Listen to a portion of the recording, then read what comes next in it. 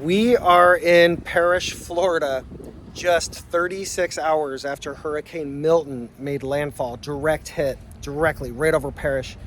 You guys, I had to drive out of my way to bring you here to prove that there was a hurricane. In this video, I'm going to take you through a number of neighborhoods. I'm going to try to show you a bunch of the new construction neighborhoods in Parrish to show you what the neighborhoods look like after a direct hit. Looks nothing like this. As a matter of fact, they almost look exactly like they did prior to the storm. You guys, before the storm, I was really concerned about Parrish and the growth of Parrish.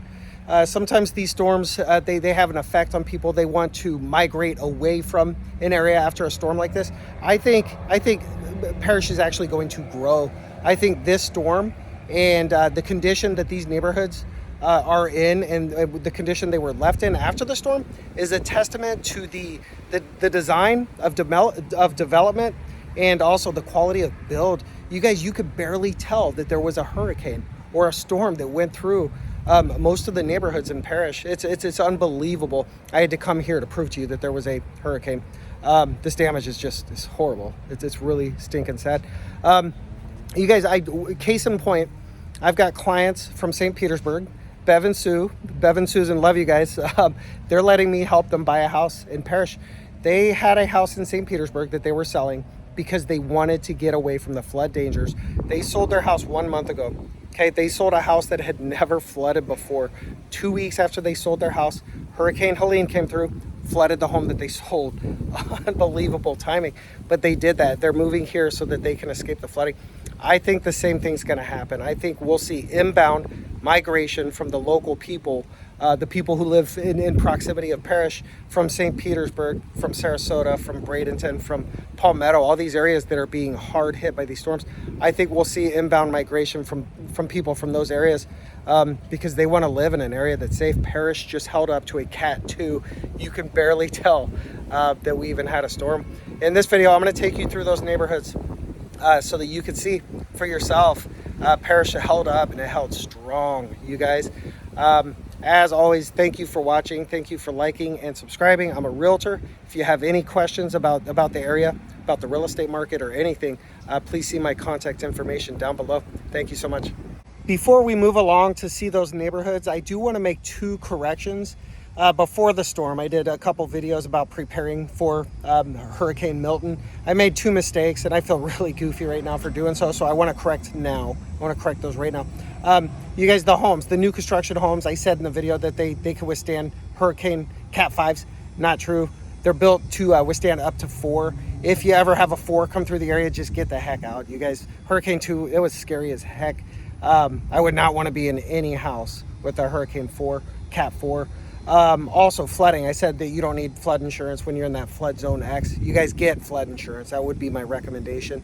There wasn't a whole lot of flooding, but when you live in an area with a low probability of flooding, flood insurance is so cheap, you might as well get it. Some people are taking advantage of that right now. So, hey, let's go check out these neighborhoods. This first neighborhood that we'll go through is called Riverwoods. I thought this neighborhood was worth starting with because these homes are about 20 to 25 years old. So this is what happens when you get Florida growth. This is not an old neighborhood. It's actually a relatively safe area. But you get these trees, give them any time to grow, and this is what you're up against. So to start the video, we'll start with Riverwoods and then take this and compare it to all the brand new neighborhoods that will follow this clip.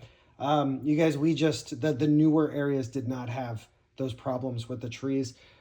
Water and trees, that's the issue, and wind when you have a storm like Hurricane Milton.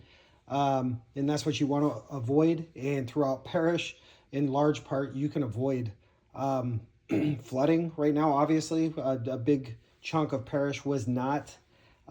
No part of it, well, very little of Parrish was within the mandatory evacuation area. A whole lot of Parrish is just designed, the lion's share of it is designed not to flood, especially in the newer areas. You guys, the storm for us, I try to break this down here real quick. That week, what a week, a few days preceding the storm, just preparing was so much work. If you watched the videos I made on preparing for Hurricane Milton, you understand it was 2 or 3 days of just pure grind.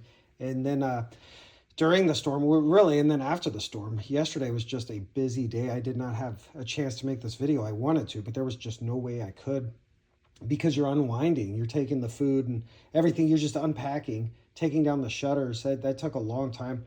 It was a lot of work. It was very stressful. The storm itself was very stressful. At the start of it, we took a dead shot. We went through the eye of the storm. So we got the front of the eye and then we got the back of it. And we did have the calm in the middle. The front was easy. It was like, wow, this is it. That's a hurricane. We just blew through it and that's no problem. I don't know if wind speeds, I don't know, because we didn't have electricity. I didn't have internet. We were really flying blind. I had to text my sisters for updates. I had an emergency radio that was broken from Walmart out of the box. So I was on the phone texting my sisters for updates, for screenshots of radar. That initial burst at the front of the eye, I imagine wind speeds didn't get up to 100 miles per hour. It was very quick, very easy. Then we had the calm. That lasted, I thought, for 5 minutes. My wife said a half hour. And I basically thought the storm was over. When we got the back end, it went on for hours. And that's when it became stressful. You have to imagine, you don't have internet, you don't have electricity. You've got your shutters up and it's completely dark. You can't see outside. All you can do is hear. All you can do is hear what's going on outside. So if you've got an imagination, if you got high anxiety, if you allowed your mind to go there, when you have no idea what's going on, you can't look outside, all you hear is banging outside. The shutters are clacking against each other. The howling, there's a high-pitched whistle and then a deep howl, and then bang, bang. It was just, it became very stressful. And if you don't know what's going on outside, again, your imagination can just go wild. So after 2 or 3 hours, it seemed like it went on for 3 hours. We couldn't open the door or go outside until about 2 in the morning. I want to say the hurricane itself for us started, if I remember correctly, it was like 10 o'clock, maybe 9:30. And it went through past 1 o'clock. And those last few hours were just stressful, again, because your mind's going wild. You hear all those noises and you feel like, oh, there goes the shingle, there goes another shingle, there goes the faucet or the chunks of my roof. It was pretty wild. So the next time we do this, I'm getting a couple shutters that we can see through. They do make plastic shutters that you can see through. I think just seeing outside so you can see what's going on would reduce a large chunk of that stress. The videos I made preparing for Hurricane Milton, there was another thing that I said you have to have shutters on a house. New construction requires it. You don't have to. You can have hurricane rated windows. You can have impact windows put on your house in lieu of shutters. And I think that would be, gosh, that would have been awesome. To be able to see outside through all your windows. That would have been so very helpful. Anyways, guys, we made it, and Parrish just survived like a champ. So again, like I said at the start of the video, I do think Parrish is going to keep growing. I was worried that there was a chance people would flee the area because of the storm. After seeing the way it stood up to a hurricane, I think people are going to move here. And I think that the closer people, the people who live in the Tampa Bay area, like I said, St. Petersburg, all the way down to Sarasota, I think the people who are just done with the flooding and done with the high severity of these storms, I think they may be selling and moving to Parrish because Parrish stood tall. As always, you guys, I always leave it this way. Thank you so much for watching. If you have any questions, please reach out. I'm a realtor. I love helping buyers. Thanks for watching.